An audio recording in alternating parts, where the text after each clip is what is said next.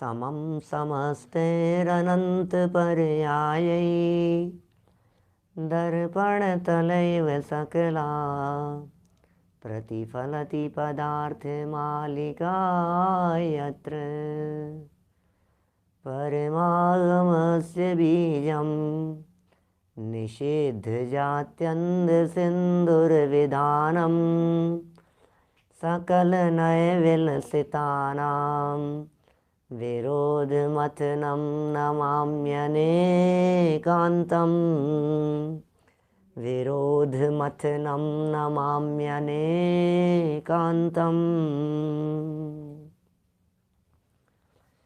पुरुषार्थ सिद्धि उपाय नामक ये ग्रंथ चल रहा है।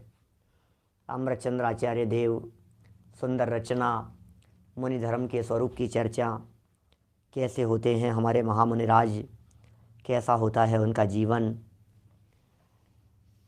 ऐसे वैराग्य को कैसे मेंटेन रखते हैं, वैराग्य से विचलित नहीं हो जाते क्या? दीक्षा लेने के बाद उनके परिणाम बिगड़ नहीं जाते हैं क्या? कष्ट कैसे सह लेते हैं, किसके दम पर, किन परेशानियों के दम पर? बोले उनके पास में है कुछ ऐसा औजार, हथियार, सुरक्षा कवच, कुछ चिंतन की प्रोसेस, कुछ तो है उनके पास में ऐसा जो उन्हें विचलित नहीं होने देता। और उस कला का नाम है 12 भावना।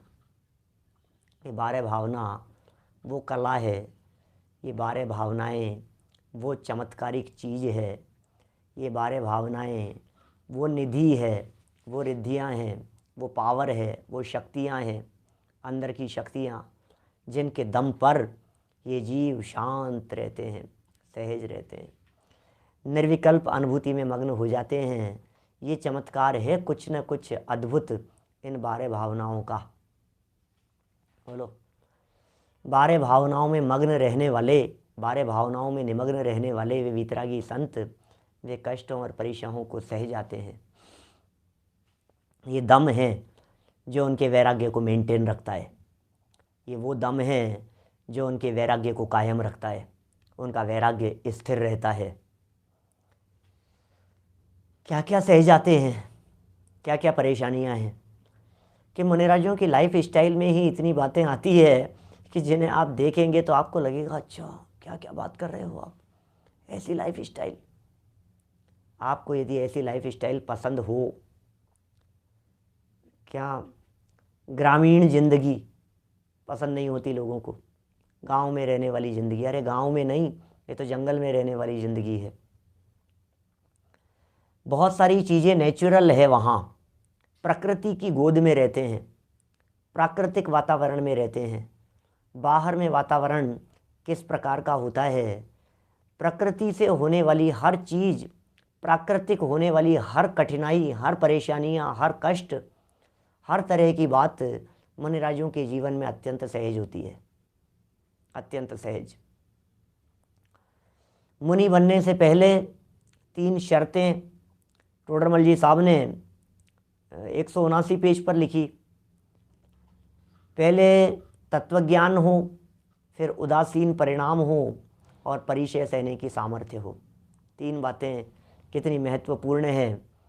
हर आत्मार्थी के जीवन में इन 3 बातों का ख्याल होना चाहिए। क्या? पहला तत्वज्ञान, दूसरा उदासीन परिणाम और तीसरे नंबर पर परिचय सहने की सामर्थ्य। ये 3 शब्द दिए हैं टोडरमल जी साहब ने। तत्वज्ञान, ज्ञान के बिना वैराग्य किस काम का? ज्ञान ज्ञान के गीत गाए जाते हैं, ज्ञान के बिना वैराग्य काम का नहीं होता। फिर न केवल तत्वज्ञान, जैसे ही एक स्टेप आगे बढ़े, बोले उदासीन परिणाम है या नहीं, विषय भोगों से उदासीनता है या नहीं, सांसारिक दुखों से, सांसारिक भोगों से, दोनों से ही जब तक उदासीनता नहीं होगी, दोनों से ही जब तक हटे हुए परिणाम नहीं होंगे, तब तक कैसे आप आगे बढ़ पाएंगे? उदासीन परिणाम, उदासीन परिणाम माने होता है वैराग्य। उदासीन परिणाम मतलब होता है कषायों की मंदता, कषायों की शिथिलता। उदासीन परिणाम का मतलब होता है निर्वृत्ति की भावना, प्रवृत्ति से दूर होना, ये उदासीन परिणाम हैं। 2 हो गए। और तीसरा स्टेप दिया गया परिचय सहने की सामर्थ्य। टोडरमल जी कहना चाहते हैं आचार्यों के अनुसरण करते हुए कि यदि आप में परिचय सहने की सामर्थ्य न हो तो दीक्षा मत लेना। साहब बिल्कुल कंपलसरी है, बिल्कुल कंपलसरी है। परिचय सहने की सामर्थ्य ना हो तो दीक्षा मत लेना। दीक्षा लेने के पहले परिचय सहने की सामर्थ्य जरूरी है। सामर्थ्य है क्या परिचय सहने की? कि साहब हमें क्या पता क्या परिचय? अरे क्या बात करते हो? परिचय माने 12 महीनों के हिसाब से बनने वाली परिस्थिति। दीक्षार्थी व्यक्ति जब दीक्षा लेने के पश्चात 12 महीने व्यतीत कर लेता है तो 12 महीने व्यतीत हो जाने के बाद वह हर प्रकार का मौसम, हर प्रकार का वातावरण, हर प्रकार की परिस्थिति वो उसके अनुभव में आ जाती है 12 महीनों के अंदर अंदर। वो बात यहाँ ये कह रहे हैं। तो ये जो प्रकरण अभी हम यहाँ पढ़ने वाले हैं, ये 22 प्रकार के परिचयों का प्रकरण, ये पूरा का पूरा प्रकरण व्यावहारिक है, नैसर्गिक है, प्रकृति की गोद में है, प्रकृति को छू कर के है। हम यहाँ से पढ़ेंगे तो आपको पता लगेगा क्या क्या बातें मुनिराजों के जीवन में अत्यंत सहज होती है। पेज नंबर है 241, 241 नंबर का पेज है नई पुस्तकों में। श्लोक नंबर है 206, 207 और 208। क्या बात कर रहे हैं साहब? 3 एक साथ? कि हाँ जी। क्यों दिए हैं तीनों एक साथ? क्योंकि 22 परिचयों को तोड़ेंगे थोड़ी ना। 22 नाम लिखने थे उन्हें, 3 छंद लग गए 22 नाम लिखने में। गुजराती पुस्तकों में 171 और पुरानी पुस्तकों में 180, 180। नई पुस्तकों में 241। देखिए 22 नाम हैं, 22 परिचय हैं। बड़ी सुंदर है चर्चा। 22 परिचयों का वर्णन करते हैं। क्षुतृष्णा हिममूष्णं नग्नत्वं याचनारतिर्लाभः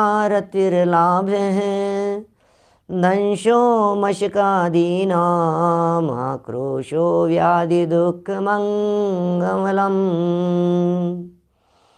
स्पर्शस्य तृणादीनां ज्ञानमदर्शनं तथा प्रज्ञा सत्कार पुरस्कारः शय्याचर्यावधो निषद्यास्त्री 22 परिषोढव्यः परिशः सततं संक्लेशमुक्तमनसा संक्लेशनिमित्तभीतेन। क्या कह रहे, क्या बात कह रहे हैं भाई साहब? 206, 207 और 208 नंबर का श्लोक। 22 प्रकार के परिचयों की चर्चा। 22 प्रकार के हैं परिचय है। इन 22 प्रकार के परिचयों के नाम यहाँ उल्लेख कर दिए गए। सुनो तो सही। परिषोढव्यः परिशः ऐसा लिखा है। उमा स्वामी आचार्य ने लिखा है जो चारों तरफ से सहन किया जाए उसका नाम परिचय है। सब तरफ से सहन किया जाए। किसके दम पर सहन किया जाता है? 12 भावनाओं के दम पर। 12 भावनाएं चिंतन है और स्वभाव का अवलंबन है। अंदर में आत्म स्वभाव का अवलंबन है। ज्ञायक स्वभाव को देखते हैं, दृष्टि अपने आत्म तत्व के ऊपर होती है। बाहर में आने वाली परेशानियां उन्हें परेशानियां नहीं दिखाई देती है। पर द्रव्य का दोष देखना तो मिथ्या भाव है, मिथ्या भाव है। नरेश जी भाई साहब, पर द्रव्य का दोष देखना तो मिथ्या भाव है। ओहो हाँ, पर द्रव्य तो दोष दिखता ही नहीं है ज्ञानियों को। पर में तकलीफ नहीं दिखाई देती है, पर में परेशानियां नहीं दिखाई देती है। कैसे सुंदर वाक्य पंडित जी साहब के हैं। दोषारोपण नहीं करना, गलती नहीं देखना किसी और की। क्या करें? अरे भाई साहब मौसम इतना खराब है, मर गए हम तो ऐसे मौसम में। क्या बात करते हो आप? मौसम की तरफ देखते हो, स्वभाव की तरफ नहीं देखते हो। स्वभाव की तरफ देखो तो मौसम से आप प्रभावित रहता है। स्वभाव की तरफ देखते हो, ज्ञायक आत्म तत्व की तरफ देखते हो, वो स्वभाव से अप्रभावित रहता है। वो स्वभाव से अछूता रहता है। वो स्वभाव से अछूती हैं ये सारी परिस्थितियाँ। जिन परिस्थितियों को सहन करना है वे परिस्थितियाँ मेरा कुछ बिगाड़ने में समर्थ नहीं होती है। यही तो चिंतन कराया है 12 भावनाओं का। आखिर 22 प्रकार के परिचयों को सहने के पहले ये 12 प्रकार की भावनाओं की चर्चा क्यों? इन 22 प्रकार की परीक्षाओं को सहने के पहले, इन 22 प्रकार की परीक्षाओं का चिंतन करने के पहले, और अभी यहाँ मुनि बनने की तैयारी चल रही है, बनाया नहीं है, बनना आपके हाथ में है।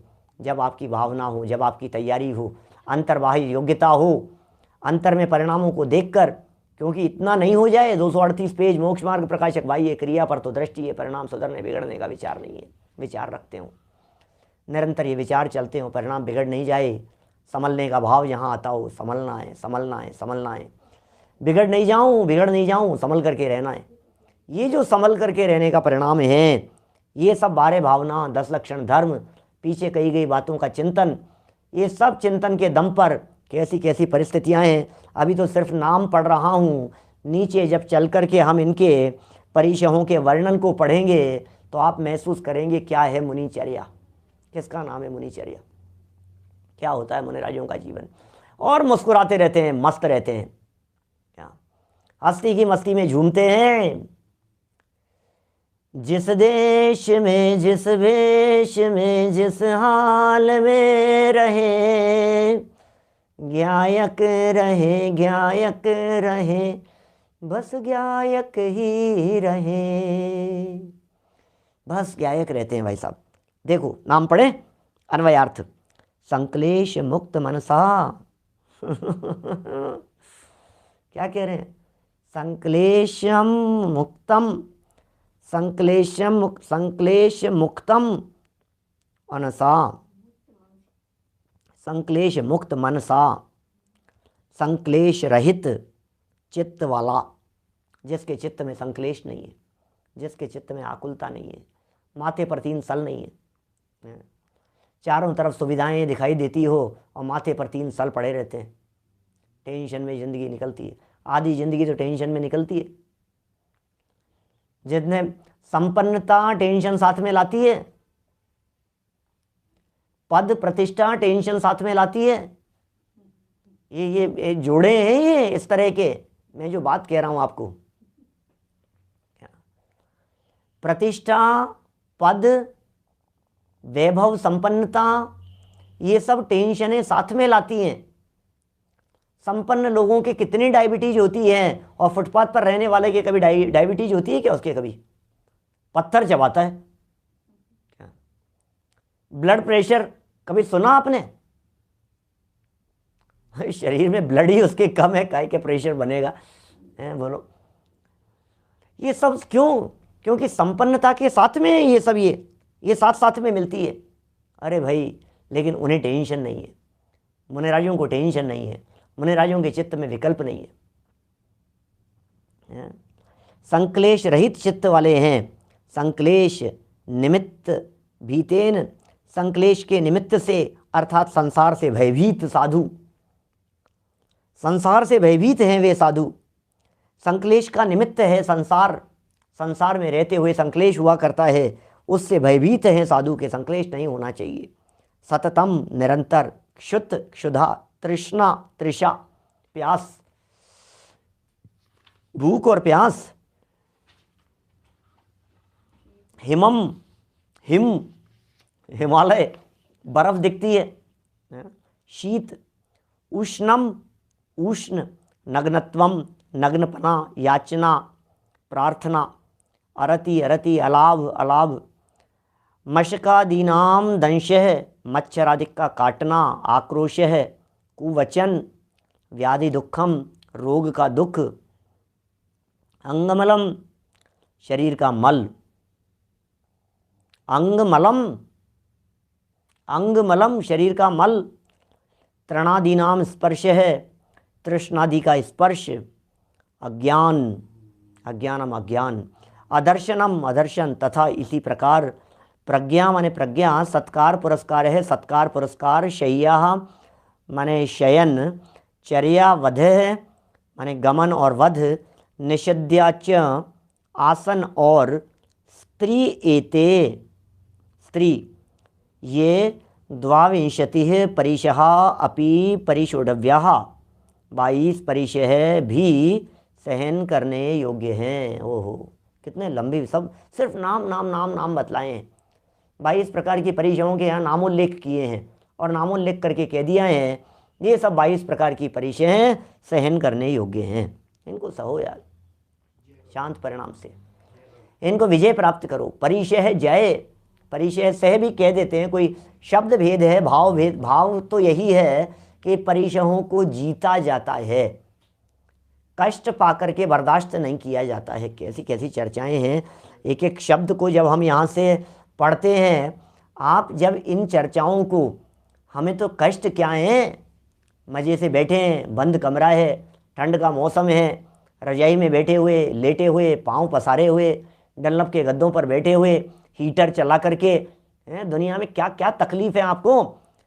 तकलीफ़ कुछ नहीं दिखाई देती है, संयोगों और परिस्थिति जन्य है, लेकिन फिर भी माथे पर से 3 साल मिटते नहीं है, टेंशन और चिंताओं में मरे जा रहा है, नींद की गोली लिए बिना नींद नहीं आती है।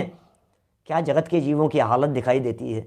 सारा जगत रो रहा है, दुखी है, पीड़ित है, आकुलता और टेंशन में, कषायों की ज्वालाओं में जल रहे हैं। क्या बोलो, देखो तो सही जरा इनको, क्या करें बोलो। जो 22 परीक्षाओं को नहीं जीतते हैं वे पूजनीय कैसे हो सकते हैं। 22 में से यथा योग्य जिसके जितनी हो, कोई ज़रूरी नहीं है सबके सब प्रकार की परीक्षाएं हो, कम भी हो सकती है, ज़्यादा भी हो सकती है। इसमें पता नहीं कितना प्रकरण ये देंगे दीपचंद जी कासलीवाल साहब, लेकिन मिनिमम 19 हो सकती है। मिनिमम मतलब एट ए टाइम यदि हुए हैं तो 19 हो सकती है।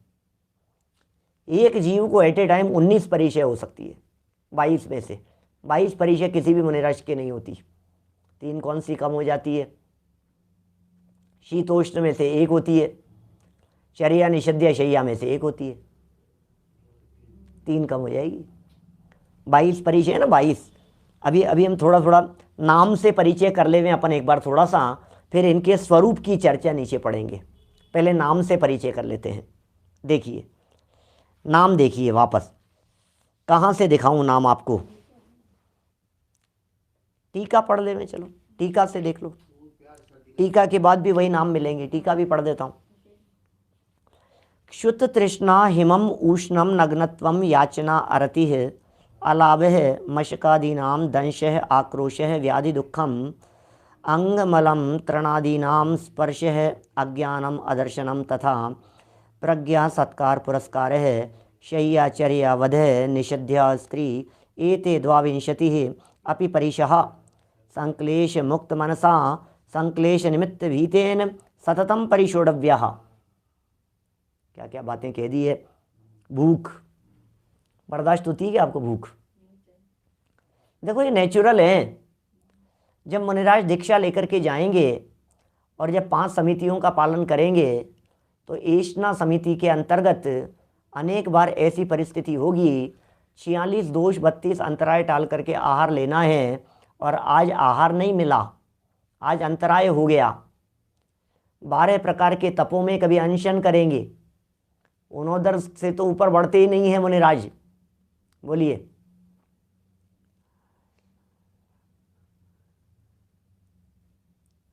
सामने प्रश्न पूछ रहे हैं, काल के प्रभाव से आज कितने परिचय हो सकते हैं? मुनिराजों की जीवनचर्या में काल का प्रभाव नहीं पड़ता। काल के प्रभाव से मुनिराज अकाली होते हैं, मुनिराज काल से अप्रभावित रहते हैं। श्रावकचर्या काल से अप्रभावित है, मुनिचर्या काल से अप्रभावित है। इस जगत में जो पूज्य पद होते हैं वे पूज्य पद वे काल से प्रभावित नहीं हो सकते कभी भी। काल का प्रभाव पूज्य पदों के ऊपर नहीं पड़ सकता है। चौथे काल में जिनवाणी माँ जो पूज्य है वो वीतरागता की पोषक थी। पंचम काल में ये जिनवाणी माँ क्या राग की पोषक हो सकती है? चौथे काल में हमारे तीर्थंकर, हमारे ज्ञानी धर्मात्मा, भावलिंगी संत मुनिराज या मान लीजिए अरहंत सिद्ध भगवान, उनका जो स्वरूप चौथे काल में था, क्या पंचम काल में उनका स्वरूप बदल सकता है? नहीं बदल सकता। चौथे काल के मुनिराज और पंचम काल के मुनिराज ये हमारी दृष्टि का खोट है। मुनिराज तो मुनिराज होते हैं, न मुनिराज चौथे काल के होते हैं न पंचम काल के होते हैं। मुनिराज तो मुनिराज है। मूल गुण कम ज़्यादा नहीं होते, स्वरूप नहीं बदलता, स्वरूप नहीं बदलता है। बहुत सी चीज़ें ऐसी होती है जो काल से अप्रभावित होती है, इसलिए काल के संबंध में बिल्कुल विकल्प नहीं करें। मुनिराज तो मुनिराज होते हैं भाई साहब, भगवान तो भगवान होते हैं, तीर्थंकर तो तीर्थंकर होते हैं। जो होंगे ऐसे ही होंगे, जैसे होंगे वो, यही स्वरूप है मुनिराज का। आगम ये कह रहा है यदि ये चौथे काल में नहीं हो सकते होते तो चौथे काल के मुनिराज इन 22 परिचयों की चर्चा को नहीं लिखते। चौथे काल में अग्नि कौन सी गर्म होती थी कि ठंडी? पंचम काल में कैसी होती है? चौथे काल का नमक कैसा होता था? खारा होता था या थोड़ा सा मिठास भी होता था उसमें? चौथे काल की एप्पल तो ज़्यादा मीठी होती होगी, पंचम काल की एप्पल आजकल अच्छी नहीं आ रही है। काल का प्रभाव है क्या? क्या कहें भाई साहब, वस्तु का स्वरूप। चौथे काल में चेतन आत्म तत्व ज्ञान स्वभावी था, पंचम काल में भी ज्ञान स्वभावी है। चौथे काल में भी आत्मा असंख्यात प्रदेशी था, पंचम काल में भी असंख्यात प्रदेशी है। चौथे काल में भी आत्मा में अनंत गुणधर्म शक्तियाँ थी, पंचम काल में भी आत्मा में अनंत गुणधर्म शक्तियाँ हैं। बिल्कुल जैसा था वैसा ही, स्वरूप नहीं बदलता है। चौथे काल में तीर्थंकर परमात्माओं की यदि प्रतिमाएं बहुत जगह मिलती है, चौथे काल की प्रतिमाएं यदि वीतरागी प्रतिमाएं मिलती थी तो पंचम काल की प्रतिमाओं को कपड़े नहीं पहना देना, पंचम काल में भी वीतरागी प्रतिमाएं होगी। कालाचार से अप्रभावित है, काल से अप्रभावित है, स्वरूप है पूरे 22 के 22 परिचय, जो जैसे यथासंभव। अच्छा मुझे बतलाइए, आप ही बतलाना, कोई बात नहीं है ना। इनके बारे में जब अपन विचार कर रहे हैं ना, आप ही सोचना कौन से में कंसेशन दे देवें। अपन विचार कर रहे हैं, देखो मैं कोई दबाव नहीं डाल रहा हूं, हर चीज के बारे में विचार करें, अपन चिंतन करें, सोचें जरा। इनमें से सबसे पहले नंबर पर है भूख। तो मुनिराज को भूख यदि परिचय है और शाम को 5 बजे भूख लग रही है और रात को भूख लग रही है, चौथे काल के तो मुनिराज है नहीं, पंचम काल के हैं, तो बोलो रात को खा लेना चाहिए कि नहीं? क्या बात कर रहे हो पंडित जी, क्या बकवास कर रहे हो आप हैं? ऐसे कैसे बोल रहे हो आप, कैसे खा लेंगे? अच्छा कोई बात नहीं, भूख लग रही है, क्षुधा परिचय की चर्चा चल रही है, क्या करें बोलो, इसमें क्या कंसेशन चाहिए? चौथे काल और पंचम काल में इस भूख नामक परिचय में क्या परिवर्तन होगा? परिस्थिति बन गई, बोलो। श्रीमद राजचंद्र जी साहब का वचन है, एक हुए तरण काल मां परमारथनो पंथ। परमार्थ का मार्ग तो 3 काल में एक होता है, हमेशा एक होता है। अरे भाई आप कहेंगे नहीं नहीं साहब, श्रावक भी तो अभी सारी चर्चाएं मैं पहले मोक्ष मार्ग प्रकाशक में कर चुका हूं, आप लोगों के बीच में बहुत सारे लोगों की सुनी हुई बातें होगी। अरे साहब अब श्रावक भी तो वैसे नहीं है चौथे काल जैसे, जो नहीं है वो श्रावक नहीं है, इसमें क्या है? अरे साहब श्रावक भी तो रात को खाने लग गए हैं, तो क्या आप रात को खाने वाले को भी श्रावक मानते हो? सोचना जरा एक बार, वो श्रावक नहीं है ना, बात ही खत्म हो गई। नहीं नहीं साहब श्रावक तो रात को भी खा रहे हैं, श्रावक तो आलू प्याज भी खा रहे हैं, अरे श्रावक तो न मालूम क्या क्या कर रहे हैं, ये पंचम काल के श्रावकों की हालत कितनी खराब है।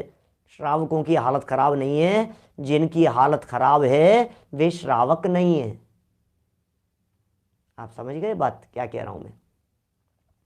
जिनकी हालत खराब है वे श्रावक नहीं है। यहाँ तो श्रावकों की चर्चा चल रही है, यहाँ तो साधकों की चर्चा चल रही है, यहाँ तो आराधकों की चर्चा चल रही है। क्या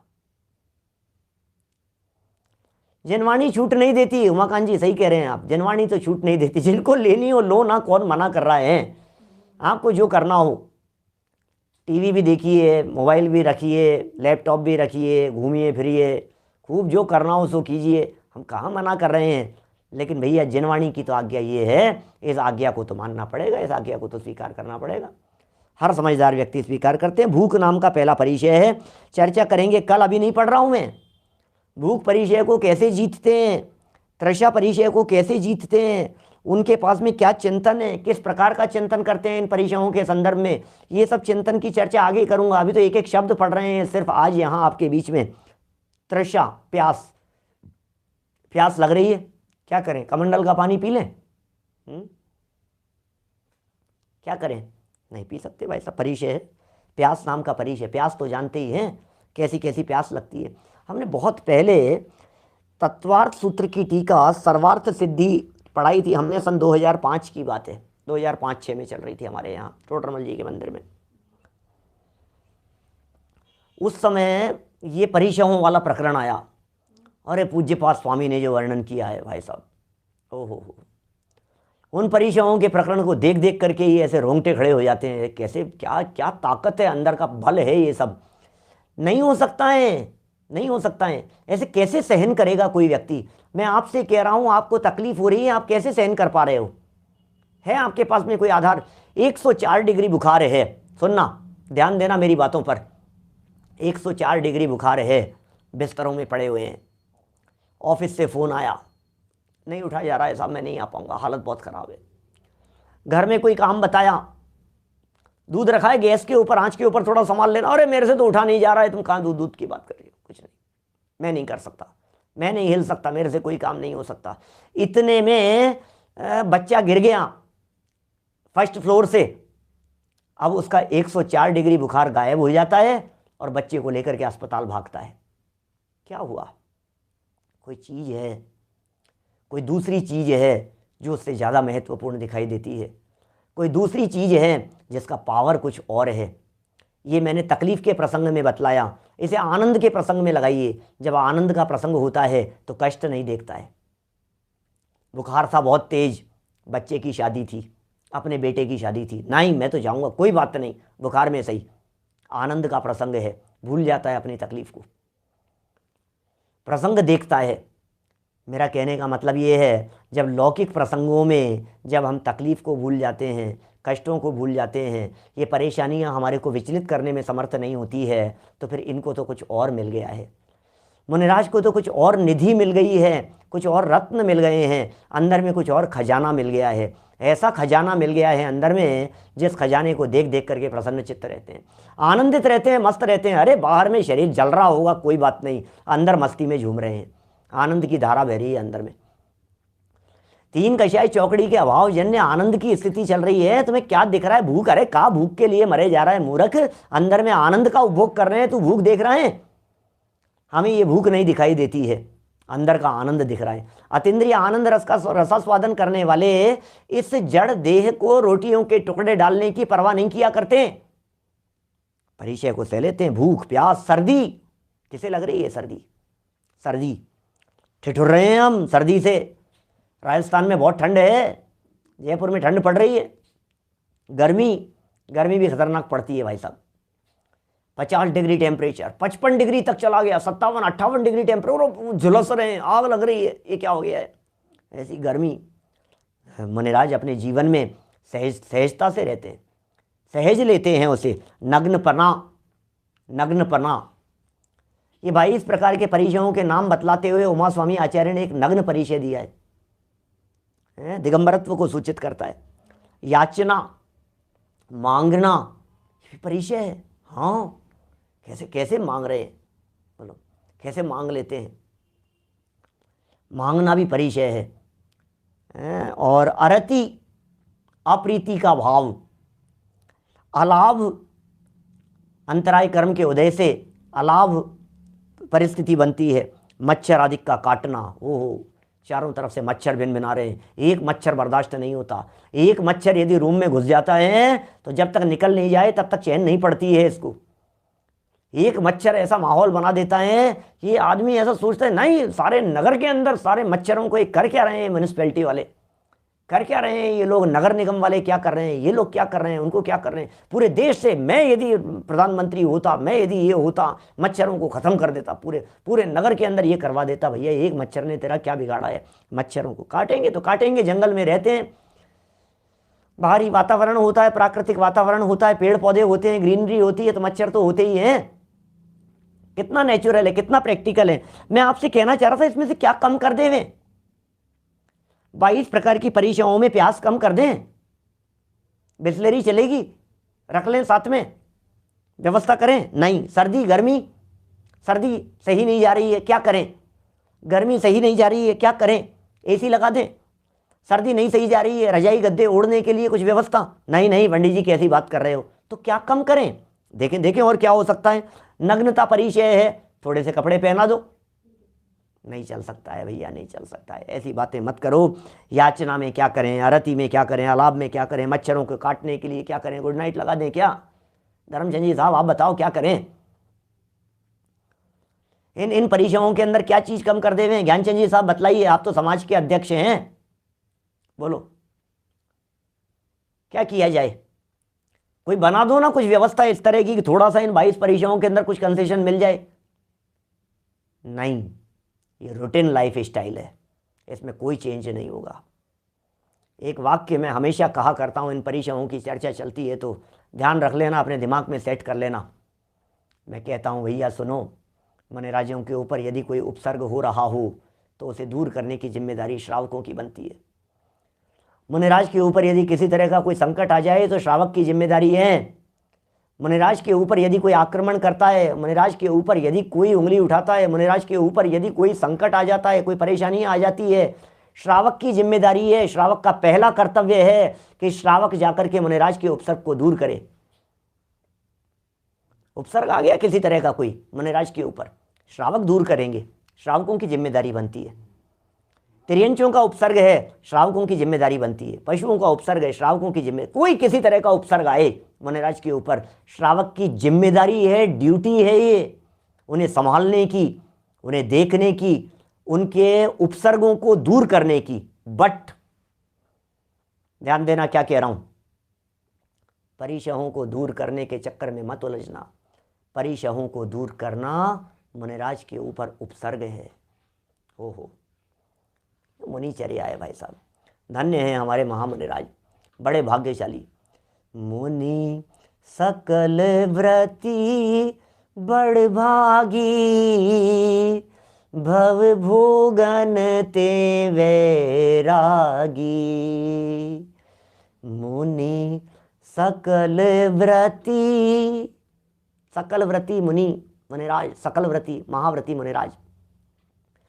मुनि सकल व्रती बड़ भागी, ओहो बड़े भागी हैं, भाग्यशाली हैं मुनिराज। क्या बड़े भाग्यशाली मुनिराज, अहो भाग्य, ओहो भगवान बनने वाले हैं, कैसे भाग्यशाली हैं, बहुत भाग्यशाली है मुनिराज। बड़े भाग्य हैं मुनिराजों के। कैसी गरिमा होनी चाहिए उस पद की, टेम्परेरी नहीं होता, अवस्थाएं नहीं बदलती। समझ में आ रही है? जो उपसर्ग हो तो दूर करने की जिम्मेदारी श्रावकों की है। मुनिराज का भी यदि साधर्मी वात्सल्य की वजह से करें तो कर लेवें, जैसी भी परिस्थिति बने। किस लेवल का उपसर्ग है और क्या उनकी मर्यादा के अंतर्गत आता है, उस आधार पर यह बात निर्धारित होगी। संघ के आचार्य उस बात का निर्णय लेवें। मुनिराज स्वयं अपनी उस भूमिका और उस परिस्थिति को देख करके उस बात का निर्णय लेवें कि हम क्या कर सकते हैं। स्वयं ही उपसर्ग में बैठे हुए हैं तो स्वयं का उपसर्ग दूर नहीं करते। मैंने कहा मुनिराज के ऊपर यदि कोई परिचय है तो वो दूर नहीं करना कभी भी। परिचय दूर नहीं किए जाते हैं, परिचयों को दूर करना उनके लिए उपसर्ग बन जाता है। एक ग्वाले ने अज्ञानता में कर दिया था बेचारे ने, प्रथमानुयोग में कथा आती है। बहुत सर्दियों, कड़ाके की ठंड पड़ रही थी, जंगल से गुजर करके आ रहा था बेचारा ग्वाला, और उसने एक मुनिराज को ध्यान करते हुए देखा, निर्वस्त्र नग्न दिगंबर शांत मुद्रा में उन्हें तपस्चरण करते हुए देखा। उस ग्वाले को भाव आ गया, अरे रे इस ठंड के अंदर मैंने 2-2 3-3 ऊपर से चदरे कंबल ओढ़ रखे हैं, मैं इतना ठंड में ठिठुर रहा हूँ, इनकी क्या हालत हो रही होगी बेचारे मुनिराज। और उसने जाकर के क्या किया, अरे कंबल उड़ा दिया मुनिराज के ऊपर, जाकर के कंबल उड़ा दिया मुनिराज के ऊपर। ओहो, उपसर्ग जान करके मुनिराज उठे नहीं। 3 दिन तक वे उठे नहीं थे ना, जैसे यशोधर मुनिराज, उस तरह से उठे नहीं वे मुनिराज। ये उपसर्ग हो गया है उनके ऊपर। हमने तो करुणा जान करके किया है, लेकिन वो उपसर्ग है उनके ऊपर। सर्दी लग रही है, कोई बात नहीं, ये 22 प्रकार की परिचय नेचुरल है, इन्हें दूर नहीं किया जाएगा। ये नेचुरल है, ये प्राकृतिक है, ये ऑटोमेटिक है। मच्छर काट रहे हैं, ये उनके ऊपर उपसर्ग नहीं है, ये परिचय है। मच्छर काट रहे हैं साहब, मच्छर काट रहे हैं साहब, क्या बात कर रहे हैं, मच्छर काट रहे हैं, काटेंगे ही वो तो। नग्न दिगंबर रहेंगे, जंगलों में रहेंगे, खुले वातावरण के अंदर रहेंगे, मच्छर कैसे नहीं काटेंगे। ये मच्छरों का काटना, सुनो, सांप यदि गले में लटका दिया गया है, ये परिचय नहीं है, ये उपसर्ग है। चेलना चले गई श्रेणी को साथ में लेकर के उपसर्ग दूर करने के लिए। बोलो, मुनिराज के परिचयों के अंदर यदि आपने किसी तरह की कोई फैसिलिटी प्रदान करने की कोशिश की, ये उपसर्ग बन जाएगा उनके ऊपर, पाप लगेगा। श्रावकों की जिम्मेदारी है, यदि उपसर्ग दूर करने की जिम्मेदारी श्रावकों की है तो परिचयों की के लिए किसी भी तरह की व्यवस्था न करने की जिम्मेदारी, जवाबदारी भी श्रावकों की है। नहीं होनी चाहिए ये व्यवस्था। हम नहीं करेंगे इस तरह की व्यवस्था, ये नहीं हो सकती है। एक एक बात, ये अभी तो लंबा चलेगा प्रकरण, 2-4 दिन करेंगे अपन इसके संदर्भ में बात। बीच में 22 और 23 तारीख को हम दूसरा नया प्रकरण लेंगे। कुछ हम बाहर हैं 2-4 दिन के लिए, जब जैसा भी व्यवस्था होगी तो 2 दिन कुछ नया प्रकरण हम लेंगे 22 और 23 तारीख को। ये परिचयों की चर्चा चल रही है, नाम पढ़ रहे हैं अभी तो यहाँ। मच्छरों का काटना, मच्छर आदि का काटना, निंदा, हो निंदा, दूसरे का दोष देखना मिथ्या भाव है। कौन निंदा करे मेरी? सामने वाला निंदा कर रहा है, अरे संजीव गोदा बहुत पापी है, अरे सामने वाले बहुत आलोचना कर रहे हैं, अरे संजीव गोदा को मत सुनना, इसमें कुछ दम नहीं है, ये क्या क्या बातें पढ़ाता है तुम्हारे को। निंदा करे, आलोचना करे, कोई चोर कहे, कोई बेईमान कहे, कोई धोखेबाज कहे, अरे जिसको जो कहना हो कहता रहे। वो जानता ही नहीं है कि जिसे गालियां दे रहा है वो मैं नहीं हूं, जिसे अपशब्द कहे जा रहे हैं वो मैं नहीं हूं। किस दम पर सहते होंगे उस निंदा को, इस रोग को, शरीर का रोग, रोग का दुख, ये कैसे सहन करते होंगे, कैसे बर्दाश्त करते होंगे? क्योंकि ये रोग शरीर का है और शरीर मेरा नहीं है। परद्रव्य मुझे दुखी करने में समर्थ नहीं है। क्या क्या चिंतन चलता होगा मुनिराज का? शरीर का मल, अरे शरीर का मल, पुद्गल को पुद्गल जानते हैं, परद्रव्य को परद्रव्य जानते हैं, परद्रव्य को भला बुरा नहीं जानते हैं। ये चिंतन चलता है मुनिराजों के जीवन में, अंतर से ये चिंतन चलता है। ये शरीर का मल है, आत्मा का मल तो आश्रव भाव है। शरीर तो अशुचि है, स्वभाव से ही अशुचि है, स्वभाव से ही अपवित्र है। इसके मल को क्या दूर करना? इसके मल को दूर करने से क्या होगा? ऊपर ऊपर के मल को दूर करने से काम नहीं चलता है, क्योंकि ये तो मल का बना हुआ घड़ा है, मल भरा है इसके अंदर। कंटक, कांटे लग रहे हैं, कांटों का लगना, कांटा लग गया पैर में, नहीं निकालेंगे मुनिराज, चलते रहते हैं, कंकरीली जमीन पर चलते रहते हैं। अज्ञान नाम का परिचय, ओह अज्ञान, अदर्शन, अदर्शन क्या है? ये श्रद्धा संबंधी है। ये अदर्शन क्या वो है? एक सूत्र है, अदर्शना लाभौ, दर्शन मोहांतरायोर अदर्शना लाभौ, ऐसा सूत्र है। उमा स्वामी आचार्य ने कौन सा परिचय है, कौन से कर्म के उदय से होता है, इसका निरूपण किया है तत्वार सूत्र के 9वें अध्याय में। और वहां उन्होंने बहुत सुंदर व्याख्या करते हुए ये बातें बतलाई है। दर्शन मोहांतरायोर दर्शना लाभौ, दर्शन मोह के उदय से अदर्शन नाम की परिचय होती है, और अंतराय कर्म के उदय से अलाभ नाम का परिचय होता है। तो अदर्शन माने दर्शन मोहनी कर्म का उदय माने मिथ्यात्व से रिलेटेड है। श्रद्धा विचलित न हो जाए, इसे जीतते हैं मुनिराज। प्रज्ञा, ज्ञान की चर्चा है, प्रज्ञा भी पुरस्कार और सत्कार पुरस्कार। और मतलब सत्कार पुरस्कार शब्द जब मुनिराजों के परिचय के अंदर जब मैं पढ़ता हूं, सोचता रह जाता हूं, ये क्या परिचय है, ये क्या परिचय है? ये परिचय दे रहे हो आप उन्हें, उनका सत्कार करके। अब समझ, सत्कार पुरस्कार माने हमारे हृदय में जो बहुमान का भाव है सो तो है, उसकी बात नहीं है। लेकिन ये सत्कार पुरस्कार मुनिराजों की दृष्टि से देखा जाए तो वे सत्कार पुरस्कार की परिस्थितियों में, मान सम्मान की परिस्थितियों में, यशस कीर्ति की परिस्थितियों में कैसे समता भाव धारण करके रखते हैं, ये सत्कार पुरस्कार परिचय जय है। चर्चा करेंगे अपन जब आगे प्रसंग आएगा तब। हमें नहीं चाहिए नाम, हमें नहीं चाहिए मान, ये सत्कार पुरस्कार परिचय यही हमारे मुनिराज हैं। तब जाकर के पूरे पूरे ग्रंथ कुंद कुंदाचार्य देव द्वारा 400 गाथाएं एक एक ग्रंथ के अंदर लिखने के बावजूद उन्होंने कहीं अपना परिचय नहीं दिया, नाम गांव नहीं लिखा उन्होंने अपना, कहीं बायोडेटा नहीं छापा उन्होंने किताब के पीछे अपना। मैं नहीं चलता है भाई साहब।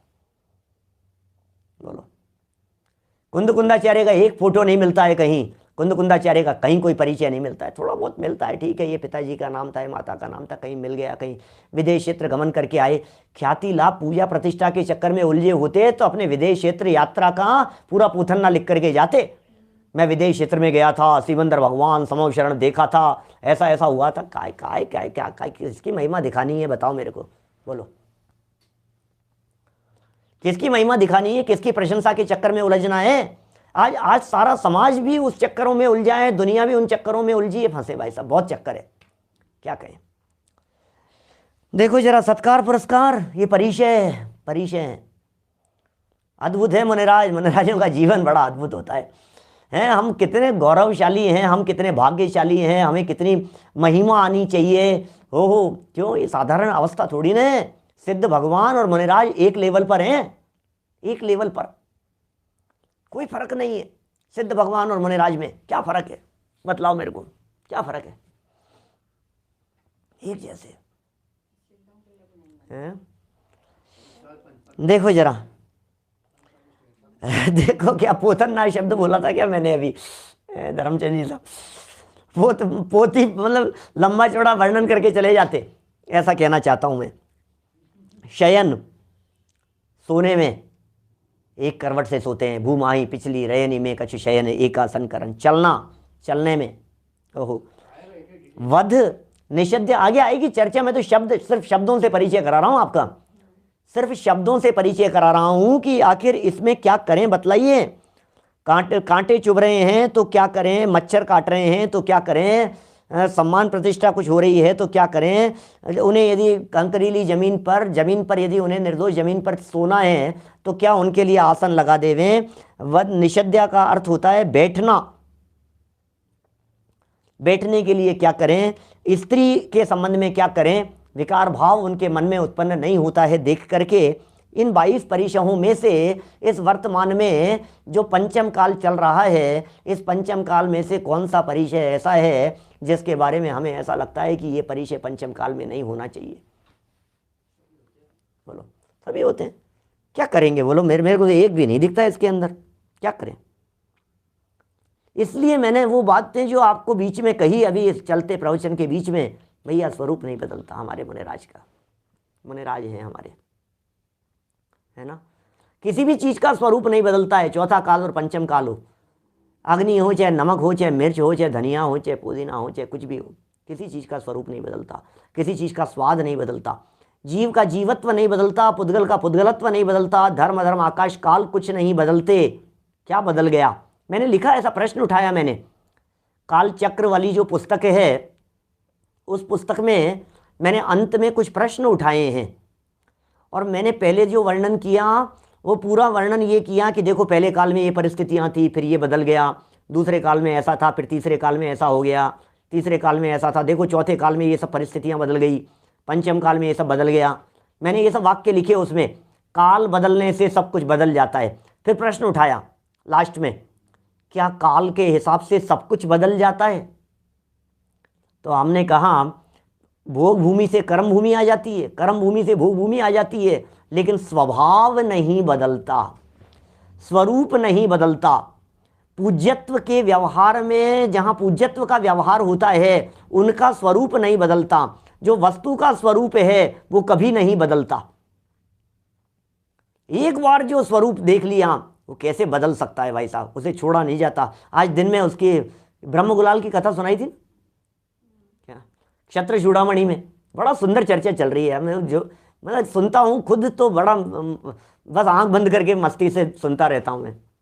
ब्रह्म गुलाल मुनि बन गए साहब, मुनि बन गए, 6 महीने का समय लिया राजा से, 6 महीने का समय मुनि बनने के लिए, 6 महीने, चलो कोई बात नहीं। अरे बहुत अच्छा नाटक किया, बहुत अच्छा नाटक किया भैया, तालियां तालियां, और भाई क्या क्या मुनिराज का वेश धारण किया है इस ब्रह्म गुलाल ने, अब क्या करें भैया, बस अब तो कपड़े पहन लो। अरे भैया ये दिगंबर वेश है, ये बदला नहीं जाता है, ये दिगंबर वेश है, एक बार धारण करने के बाद में छोड़ा नहीं जाता है। ये मुद्रा धारण करने के पहले बहुत सोच विचार किया जाता है, जितना चिंतन करना हो, जितना विचार करना हो, जितना सोचना हो, जितना निर्णय करना हो, वो पूरा का पूरा निर्णय पहले कर लो आप। जो कुछ भी आपको करना हो, जो निर्णय आपको करना हो पहले कर लो, लेकिन एक बार यदि कदम बढ़ गए मुनि भूमिका की तरफ, फिर बैक फुट पर नहीं आते हैं भाई साहब, फिर पीछे नहीं आते हैं। ये कोई हंसी खेल है, मजाक समझ रखा है, ये कोई नाटक है, ये कोई वेश है, ये कोई फैंसी ड्रेस कंपटीशन चल रहा है जिसके अंदर नग्न होकर के आ गए हैं?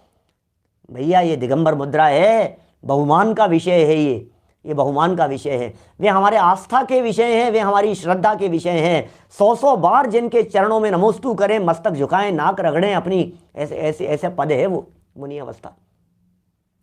100 बार उनके चरणों में ऐसे ऐसे माथा टेकें और ऐसे ऐसे बैठे रहें, हे प्रभु, हे मुनिराज, ओ धन्य आपकी चर्या, धन्य आपका उपदेश, धन्य आपका जीवन, धन्य आपकी वीतराग परिणति। ये ऐसा ऐसा भाव मुनिराजों को देख करके ऐसा भाव आना चाहिए। ये कह रहे हैं, अब ये 22 प्रकार के परिचय कहे हैं यहाँ स्वरूप ने। जीतेंगे किसके दम पर, जीतेंगे कैसे, विजय किस प्रकार से प्राप्त करेंगे, ये सब चर्चा जब एक एक का इंडिविजुअल जब वर्णन करेंगे ना, आगे नीचे करने वाले हैं, कल से करेंगे अपन। इन 22 परिचयों को मुनिराज संक्लेश दूर करके, क्या इन 22 परिचयों को मुनिराज संक्लेश दूर करके, अरे आकुलता नहीं है, आकुलता नहीं है भैया, आकुलता नहीं है, संक्लेश दूर करके और संक्लेश भाव से भयभीत होकर सदा सहन करते हैं। संक्लेश भाव, संक्लेश को दूर करते हैं और संक्लेश भाव से भयभीत होकर के, भैया संक्लेश भाव से भयभीत का मतलब क्या है, सुनना। एक एक और लाइनें बड़ी गजब की होती है, शब्दों के पीछे मर्म छिपा होता है, उन शब्दों की गहराई नहीं समझो तो वो मर्म समझ में नहीं आता है। संक्लेश भाव से भयभीत होकर के मतलब संक्लेश होता नहीं है, संक्लेश भाव से भयभीत होकर के मतलब संक्लेश भाव हो न जाए, ये भयभीतपना है। संक्लेश करके थोड़ी ना, संक्लेश भाव हो नहीं जाए, संक्लेश नहीं हो जाए, नहीं, संक्लेश परिणाम नहीं होगा। परिणामों में संक्लेश तो नहीं है, परिणामों की परंपरा का विचार करते हैं, अपने परिणामों को देखते हैं सहज भाव से। ये भयभीत होकर सदा सहन करते हैं, शांत भाव से, वस्तु स्वभाव का अवलंबन लेते हुए, आत्म तत्व के आश्रय से, आत्मा के अतीन्द्रिय आनंद का स्वाद लेते हुए ये महामुनिराज इन सब परिचयों को सहन करते हैं। और वस्तु स्वभाव के अवलंबन से जब सहन करते हैं, इसे परिचय जीतना कहा जाता है, इसे ही परिचय जय कहते हैं। जब वस्तु स्वभाव के अवलंबन से सहन होता है ना, तो उसे जीतना कहा जाता है। और वस्तु स्वभाव के अवलंबन के बिना जो सहन किया जाता है, वो फिर परिचय सहन करना वो अयोग्य है, वो ठीक नहीं है। इसलिए कभी कभी ऐसी बातें आती है ना, परिचय सहते हैं कि परिचय जय करते हैं, परिचय सहते हैं या परिचयों को जीतते हैं। तो जवाब ये देंगे, भैया परिचय सहते नहीं है, परिचयों को जीतते हैं।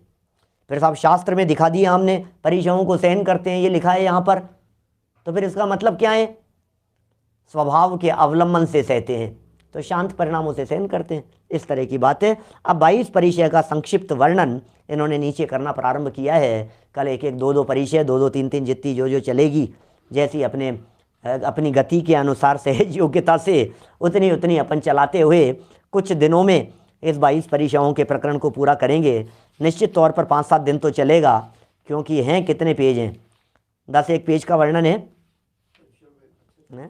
9-10 पेज का वर्णन है, तो 2-4-5 दिन 6 दिन तो चलेगा, जितना भी चलेगा। हम बहुत सुंदर ढंग से मुनिराजों की महिमा और गौरव गरिमा को ध्यान में रखते हुए इस प्रकरण को आगे चलाएंगे। धन्य है हमारे ऐसे महामुनिराज और ऐसी मुनिचर्या जो हमारे लिए आदर्श है, जो हमारे लिए अवलंबन योग्य है।